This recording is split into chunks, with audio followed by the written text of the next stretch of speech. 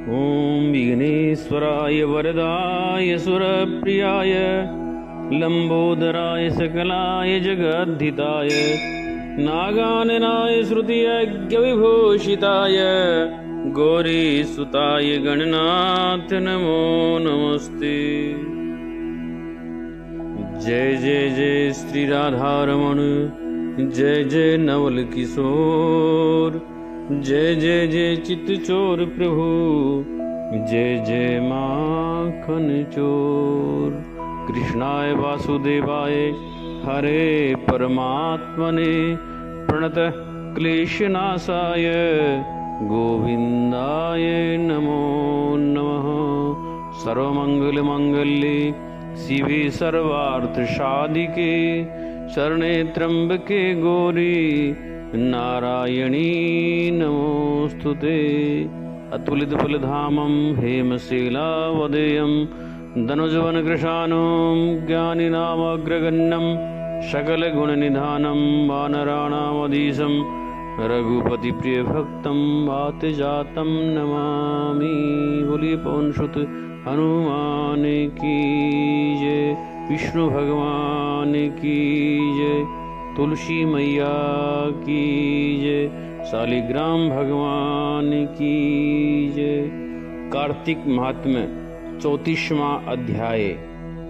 उद्यापन का पूर्ण विधि विधान बतलाने के पश्चात श्री सूत जी बोले, हे ऋषियों, यदि किसी में उद्यापन की सामर्थ्य न हो तो कुछ ब्राह्मणों को भोजन करा दें। ब्राह्मण न मिले तो गायें, पीपल अथवा वट वृक्ष का पूजन करें, क्योंकि पीपल विष्णु का तथा वट शिव जी का स्वरूप है।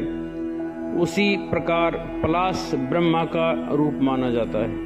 यह सुनकर ऋषियों ने पूछा, हे सूत जी, ब्रह्मा विष्णु तथा शिव जी वृक्ष भाव को किस प्रकार प्राप्त हुए, यह बतलाने की कृपा करें। श्री सूत जी ने कहा कि हे ऋषियों, किसी समय शिव पार्वती एकांत में विराजमान थे। उस समय देवताओं द्वारा भेजे गए अग्निदेव द्वारा उनके एकांतवास में विघ्न उपस्थित हुआ। उस पर पार्वती जी ने क्रोधित होकर देवताओं को श्राप दिया कि तुम वृक्ष रूप हो जाओ। तब विष्णु गया में जाकर पीपल और शिव काशी में अक्षयवट तथा ब्रह्मा जी पलाश रूप हो गए। तभी से पीपल तथा वट वृक्ष का पूजन होता है। तब ऋषियों ने पूछा कि शनिवार को पीपल का पूजन होता है मगर रविवार को नहीं, इसका क्या कारण है, कृपा करके बतलाइए। श्री सूत जी ने कहा कि हे ऋषियों, समुद्र मंथन के समय 14 रत्नों में से कौस्तुभ मणि तथा लक्ष्मी जी को प्राप्त करने के बाद विष्णु भगवान लक्ष्मी जी से विवाह करने को उद्युत हुए। तब लक्ष्मी जी ने भगवान से कहा, मेरी बड़ी बहन दरिद्रा अविवाहित है, पहले उसका विवाह होना चाहिए। यह सुनकर भगवान विष्णु ने लक्ष्मी की बड़ी बहन उद्दालक ऋषि को सौंप दी। यद्यपि दरिद्रा का रंग काला, नेत्र लाल तथा बाल बिखरे होने के कारण कुरूपा थी, तथापि भगवान की आज्ञा मानकर उद्दालक ऋषि दरिद्रा को अपने आश्रम में ले आए।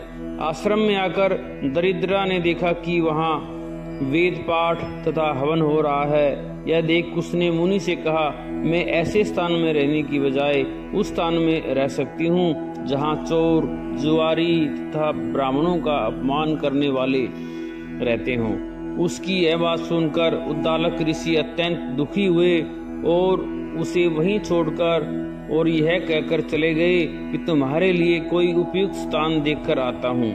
ऋषि के जाने के बाद कुछ देर तक दरिद्रा ने उनकी प्रतीक्षा की। उसके बाद वह रोने और चिल्लाने लगी। तब लक्ष्मी जी ने भगवान से कहा, हे भगवान, ऋषि द्वारा त्याग दिए जाने के कारण बहन दरिद्रा अत्यंत दुखी हो रही है, अतएव आप जाकर पहले उसे शांत कीजिए। तब विष्णु भगवान लक्ष्मी जी सहित वहां आकर कहने लगे, तुम पीपल में निवास करो। पीपल हमारा ही अंश है। जो कोई कार्तिक की पूर्णिमा को पीपल का पूजन करेगा वह हमें प्राप्त होगा और उसके यहाँ लक्ष्मी का वास होगा। जो शनिवार को सूत लपेटकर तुम्हारा पूजन करेगा उसके समस्त मनोरथ सिद्ध होंगे, परंतु रविवार को जो तुम्हारा स्पर्श भी करेगा वह दरिद्री हो जाएगा।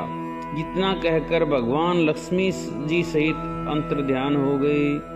श्री सूत जी कहते हैं कि जो इस कथा को पढ़ता तथा सुनता है उसे बद्री का आश्रम यात्रा का पुण्य फल प्राप्त होता है। बोलिए विष्णु भगवान की जय। श्री कृष्ण गोविंद हरे मुरारी, हे नाथ नारायण वासुदेव। श्री कृष्ण गोविंद हरे मुरारी, हे नाथ नारायण वासुदेव। हे नाथ नारायण वासुदेव, हे नाथ नारायण वासुदेव। हे नाथ मेरी यही प्रार्थना है, हे नाथ मेरी यही प्रार्थना है। भूलूं न नाम कभी तुम्हारा, हे नाथ मेरी यही प्रार्थना है, हे नाथ मेरी यही प्रार्थना है। भूलूं न नाम कभी तुम्हारा। श्री कृष्ण गोविंद हरे मुरारी, हे नाथ नारायण वासुदेव। बोलिए गोविंद भगवान की जय। तुलसी महारानी की जय। शालिग्राम भगवान की जय। इति 34वां अध्याय संपूर्णम्। हरि ओम तत्सत्।